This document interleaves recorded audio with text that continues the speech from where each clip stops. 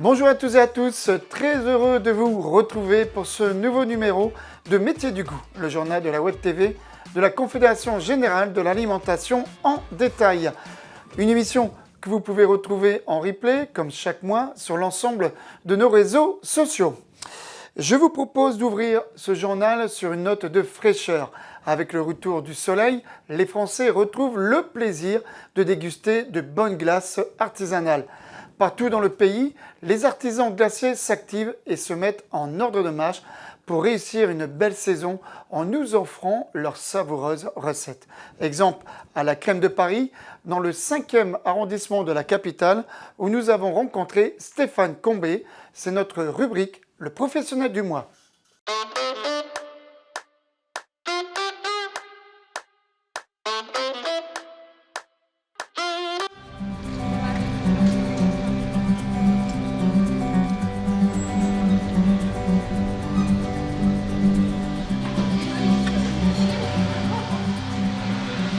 Ce qui me plaît le plus dans le métier de glacier, c'est de pouvoir travailler avec des fruits de saison, des glaces de saison forcément. Et la glace, c'est en principe faire plaisir aux clients. Quand on veut une glace, c'est un plaisir spontané. On a envie d'une glace parce qu'il fait beau, parce que c'est l'été, parce que c'est les vacances. Et du coup, on sert des gens qui sont contents, quoi. Voilà, c'est un plaisir en fait. On pense toujours à des fois il faut manger, il faut aller vite. Et quand on prend une glace, on a une notion de temps qui est différente. Et on apprécie souvent de prendre une glace parce que c'est un temps qu'on suspend dans notre journée, dans nos vacances. C'est le petit plaisir sucré. Et du coup, c'est une glace, c'est aussi un parfum de vague, un parfum de sable, c'est un parfum de vacances, quoi. Une glace artisanale, c'est avant tout la sélection de l'artisan qui sélectionne ses fruits et la matière qu'il met dans ses glaces, en fait, notamment crème, beurre, lait.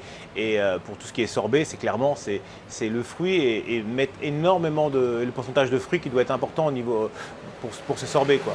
On dépasse les 60% de fruits dans nos glaces sorbet, contrairement aux industriels qui arrivent à faire des glaces avec des arômes. Nous, on ne prend aucun arôme, on travaille uniquement les produits et on n'agrémente pas le produit qu'on change.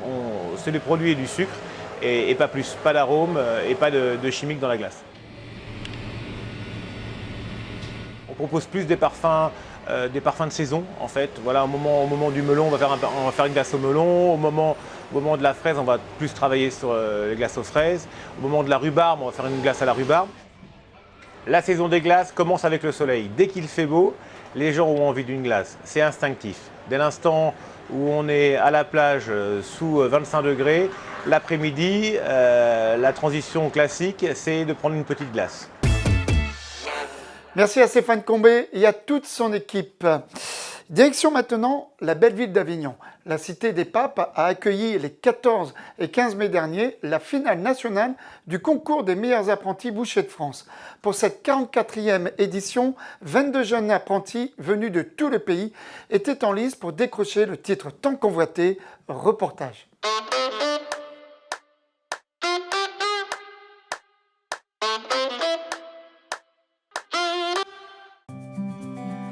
C'est dans les deux laboratoires de boucherie de l'Université régionale des métiers et de l'artisanat, le CFA d'Avignon, que se sont tenues les épreuves de la finale nationale du concours Un des meilleurs apprentis bouchers de France.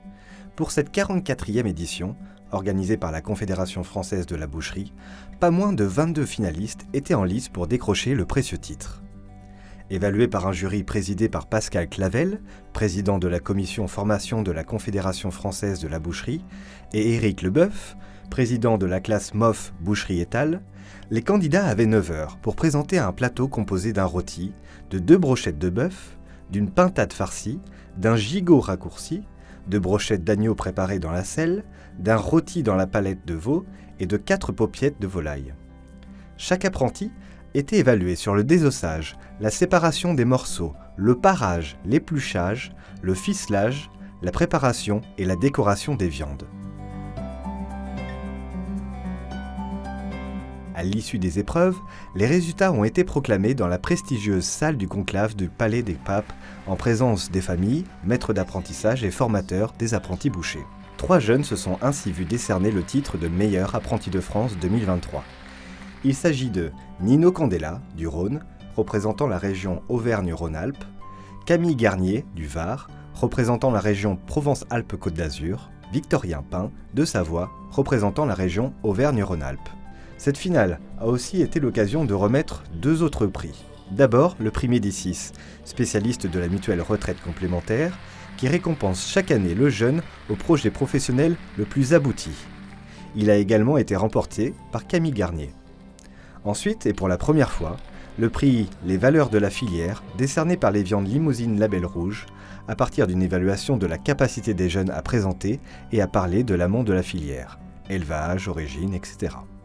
Il a été remporté par Jérémy Pissot, apprenti chez Didier Aubenas, boucher sur plusieurs marchés en Ardèche.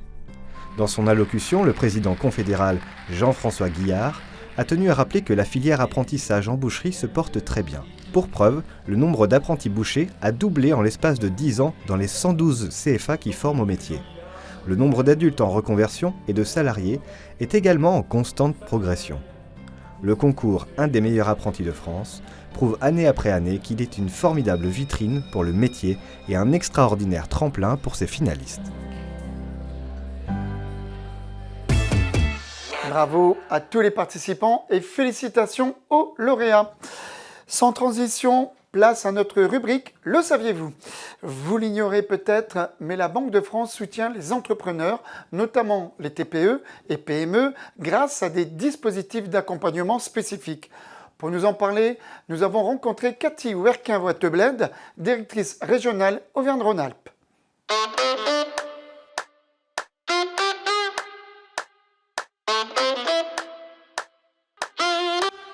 La Banque de France accompagne les entreprises, notamment les TPME.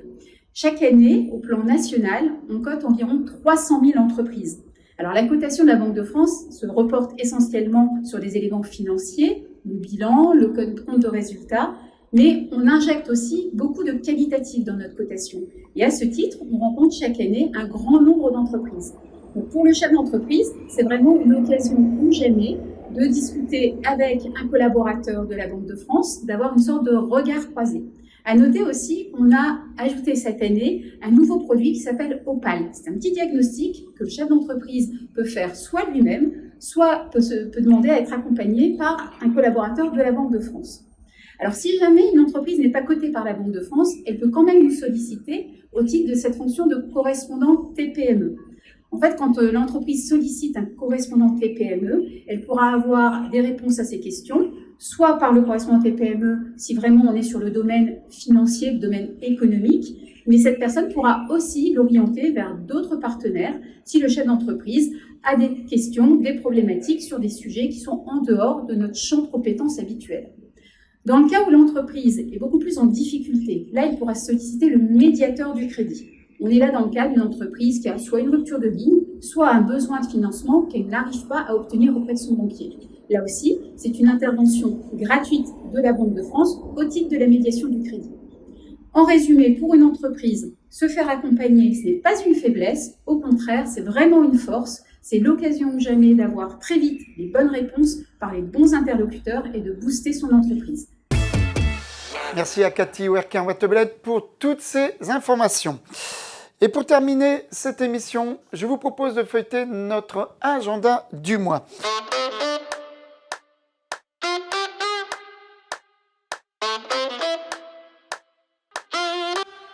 Commençons cet agenda par le salon Gourmet Sélection.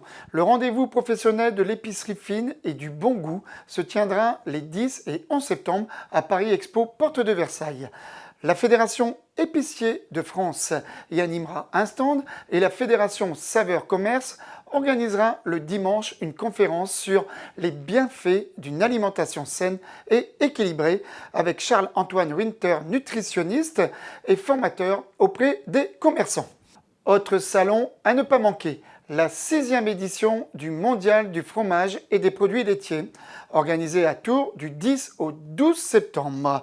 À noter que ce rendez-vous international de la filière fromagère sera l'occasion d'organiser la 3e édition du concours Un des meilleurs apprentis de France, crémier fromager.